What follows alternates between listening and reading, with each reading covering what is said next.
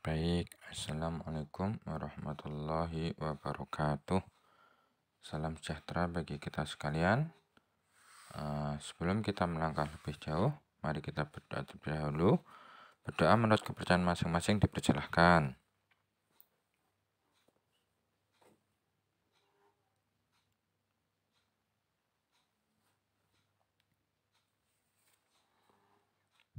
Baik, berdoa selesai.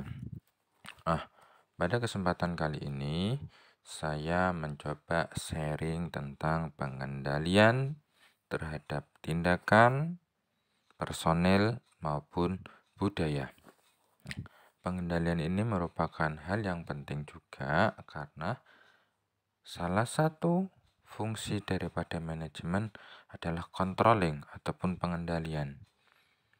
Kita sebagai seorang pelajar, ya kita pun juga harus dikendalikan dalam artian jadwal kuliah jam sekian, pengumpulan tugas maksimal jam sekian, maka kita harus mengendalikan diri ataupun kita harus mengontrol diri bagaimana agar tujuan kita bisa tercapai.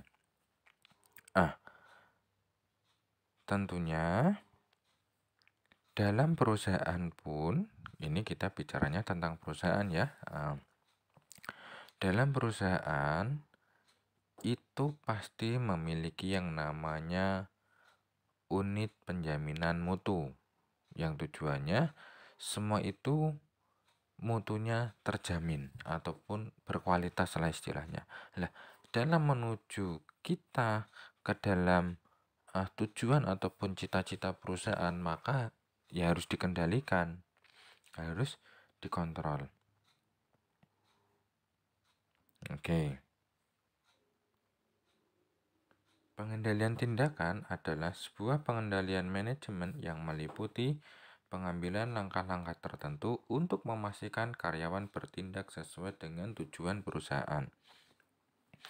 Jadi semacam ada role ataupun aturan kebijakan. Misalkan tentang seragam. Tentang pakaian. Seragam sama pakaian sama. Tentang jam masuk misalkan untuk bagian tenaga kebersihan misalkan jam 6 pagi. Bagian staf misalkan jam 7 pagi. Bagian manajemen jam 8 pagi. Dan lain sebagainya. Jadi tujuan utama daripada ini adalah bagaimana perusahaan memastikan seluruh elemen perusahaan berjalan sesuai dengan rel yang telah dibentuk untuk mencapai sebuah tujuan. Oke.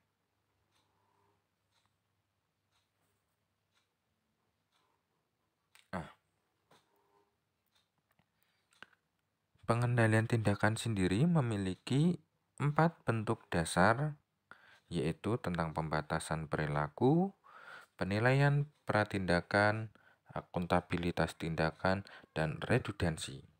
Oke, kita bahas satu persatu. Yang pertama adalah tentang pembatasan perilaku. Hal ini merupakan sebuah bentuk pengendalian tindakan yang bersifat dalam tanda kutip memaksa. Jadi pembatasan perilaku ini ya namanya pembatasan perilaku atau istilahnya perilaku yang dibatasi. Kenapa memaksa? Dalam tanda kutip ya. Sekarang contoh. Seorang yang mungkin dia merokok, dia dipaksa untuk tidak merokok dalam lingkungan perusahaan misalkan. Atau misalkan seseorang yang berbicara di saat ataupun di ruangan yang harusnya tenang, ataupun di saat sedang misalkan ada yang ujian misalkan. Kan kita kalau di kampus kan ada tulisan ketika misalkan kita di sebuah ruangan tertentu harap tenang ada ujian misalkan. Ataupun kawasan dilarang merokok misalkan. Nah, itu pembatasan-pembatasan terhadap perilaku-perilaku yang memang tujuannya adalah mengikat ataupun memaksa. Misalkan tentang seragam. Oh, untuk tenaga keamanan seragamnya warnanya hitam misalkan. Maka ya mau tidak mau mereka orang harus memakai warna hitam. Nah,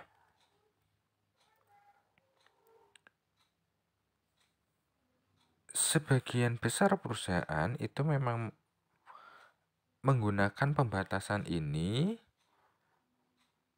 seperti misalkan adanya kata sandi dalam komputer ataupun akses-akses tertentu yang memang hanya boleh dimasuki oleh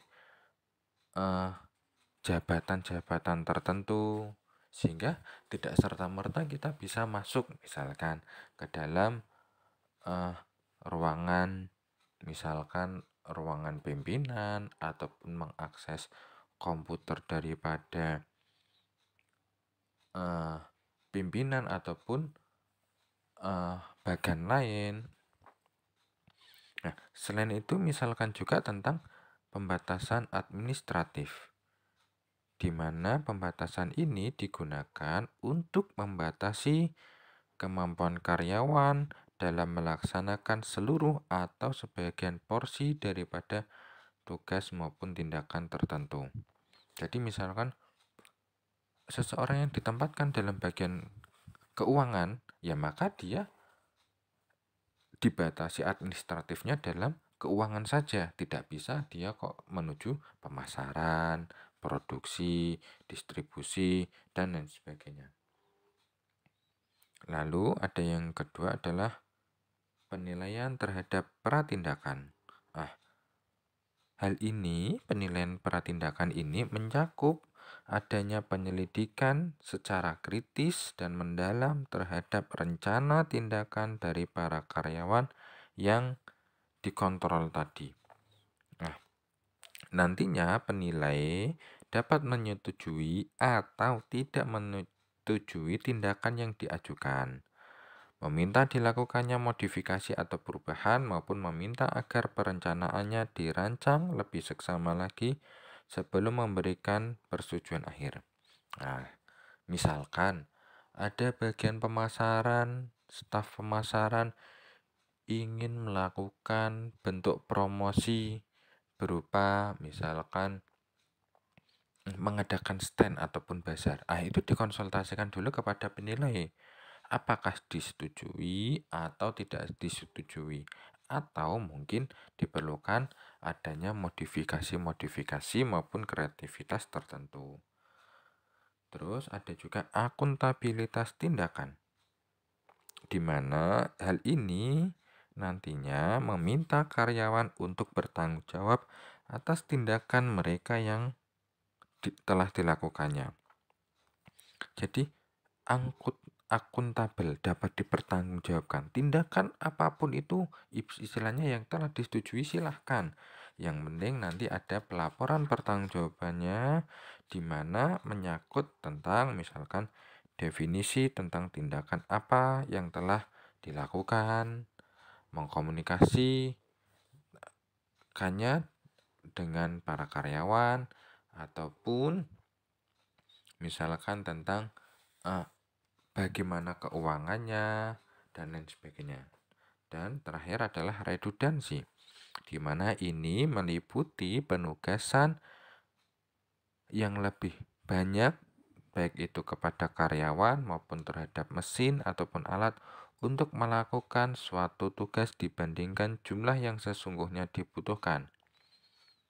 Setidaknya menyediakan karyawan atau peralatan cadangan, dan bisa juga dikatakan sebagai pengendalian tindakan karena hal ini dapat meningkatkan kemungkinan terselesaikannya tugas dengan memuaskan.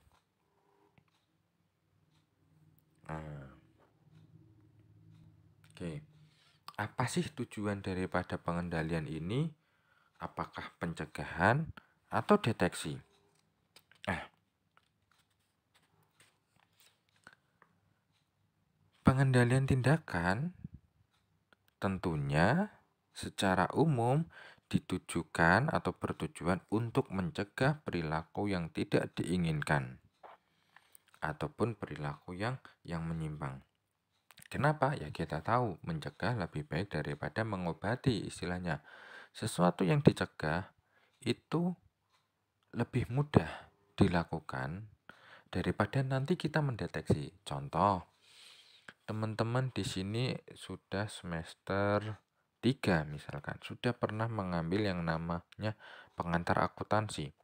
Nah, pengantar akuntansi ketika teman-teman salah pas di akhir, loh kok ternyata salah? Mana yang salah? Nah, mendeteksinya itu kan lebih memakan waktu seringkali. Kita muter bolak-balik tidak ketemu.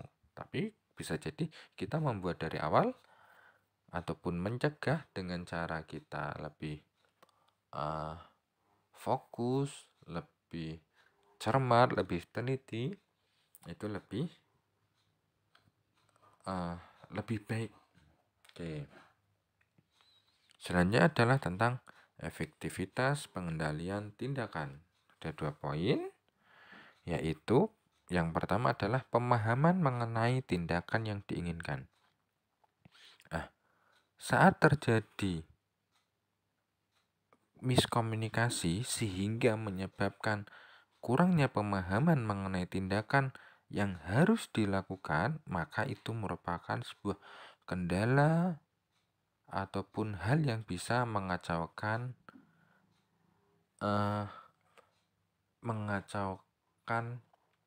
proses. Sehingga bisa jadi yang misalkan seharusnya cukup 30 menit menjadi 40 menit misalkan. Sehingga pemahaman mengenai tindakan ini perlu digencarkan. Makanya beberapa perusahaan di pagi hari sebelum melakukan aktivitas adanya briefing dulu. Tujuannya apa? Mengkomunikasikan tentang pemahaman-pemahaman yang nantinya harus dilakukan. Oh, bagian ini seperti ini, bagian itu seperti itu, dan lain sebagainya. Lalu, kemampuan untuk memastikan bahwa tindakan yang diinginkan sudah dilakukan.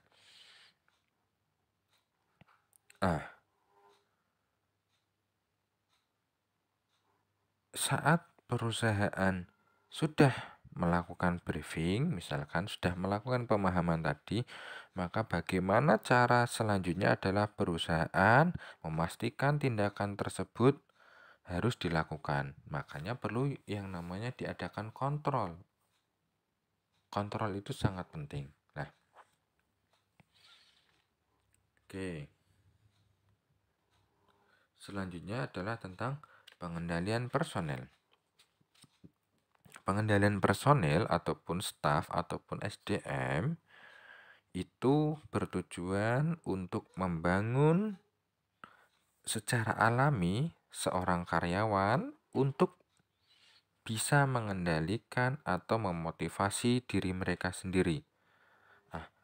Pengendalian personel ini memiliki setidaknya adalah 3 tujuan. Pertama, yaitu membantu mengklarifikasikan sebuah harapan. Jadi, bagaimana seorang karyawan tadi termotivasi untuk mewujudkan harapannya. Lalu, memastikan bahwa setiap karyawan mampu melakukan pekerjaan tersebut dengan baik.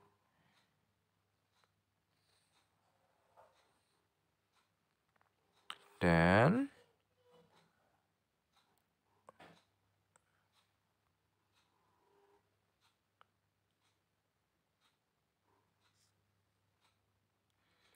meningkatkan kemungkinan bahwa setiap karyawan akan terlibat dalam monitoring dirinya ataupun self monitoring. Nah, adapun pengendalian personel ini nanti diimplementasikan melalui 3 tahap. Yang pertama adalah seleksi dan penempatan. Lalu ada pelatihan dan desain pekerjaan dan persediaan sumber daya yang dibutuhkan. Nah, sekarang adalah yang pertama, seleksi dan penempatan. Ketika perusahaan ingin menempatkan seseorang, maka perusahaan harus menseleksi terlebih dahulu. Mulai dari misalkan seleksi administratif, seleksi kesehatan, seleksi pengetahuan, seleksi mungkin ada pengalaman, dan segala bentuk seleksi yang mana tujuannya adalah manajemen ingin menempatkan seseorang yang tepat di dalam tempat yang tepat. Right man on the right place. Itulah sebuah kata kuncinya. Lalu yang kedua adalah pelatihan. Pelatihan merupakan cara yang umum untuk meningkatkan kemungkinan karyawan dalam melakukan pekerjaan dengan baik. Nah, ketika misalkan seleksi sudah, penempatan sudah, zaman itu selalu berubah, sehingga perlu adanya kekinian ataupun perbaharuan yang mana itu bisa dilakukan dengan semisal pelatihan ini. Ya, tidak usah jauh-jauh lah. Kita memegang smartphone, kita tahu kadang harus ada update. Lah, maka untuk upgrade ya, maaf upgrade. Untuk mengupgrade individu ataupun karyawan, maka dibutuhkan semacam pelatihan. Terus ada juga desain pekerjaan dan persediaan sumber daya yang dibutuhkan. Hal ini dirancang untuk memungkinkan karyawan yang termotivasi dan berkualitas untuk meraih sukses. Jadi, perusahaan mencoba bagaimana caranya mendesain pekerjaan dan melihat sumber daya yang dibutuhkan. Oh, bagian pemasaran berarti desain pekerjaannya adalah seperti ini, sumber daya yang dibutuhkan adalah seperti ini. Maka perusahaan harus memikirkannya. Lalu pengendalian budaya. Nah, pengendalian budaya didesain untuk mendukung pemantauan bersama. Kenapa? Karena budaya itu terbentuk atas lingkungan. Lingkungan yang tentunya tidak hanya lingkungan perusahaan, tidak mungkin satu orang. Pasti dengan beraneka ragam karakteristik yang nantinya bisa menciptakan sebuah budaya. Budaya itu nantinya juga bisa berangkat dari nilai ataupun norma. Nah, makanya budaya ini bisa dibentuk setidaknya dengan 3 cara. Yang pertama, kode etik, imbalan kelompok, dan pendekatan lain. Oke, kode etik. Nah, sebagian besar perusahaan itu memang menerapkan kode etik. Misalkan, contoh saat ini adalah sedang pandemi. Sebelum masuk kantor harus dicek suhu tubuhnya, harus cuci tangan, harus mengenakan masker. Ini merupakan salah satu kode etik, contoh kode etik. Jadi kode etik itu yang menerapkan bagaimana seharusnya seseorang bertindak ataupun bagaimana seseorang untuk melangkah. Ada aturan-aturannya. Lalu ada juga imbalan kelompok. Nah, penyediaan imbalan ataupun insentif ataupun bonus ataupun fee itu berdasarkan pada pencapaian kolektif yang juga mendukung pengendalian budaya. Nah, tentunya memang yang namanya budaya itu sekali lagi pasti terbentuk atas banyak orang. Karena budaya erat kaitannya dengan budaya organisasi. Apa ada budaya individu, istilahnya seperti itu. Maka misalkan kita lihat, oh budaya organisasi PT ini adalah disiplin. Maka ya karyawan-karyawannya dituntut untuk bisa disiplin. Dan terakhir adalah pendekatan lain untuk membentuk budaya perusahaan.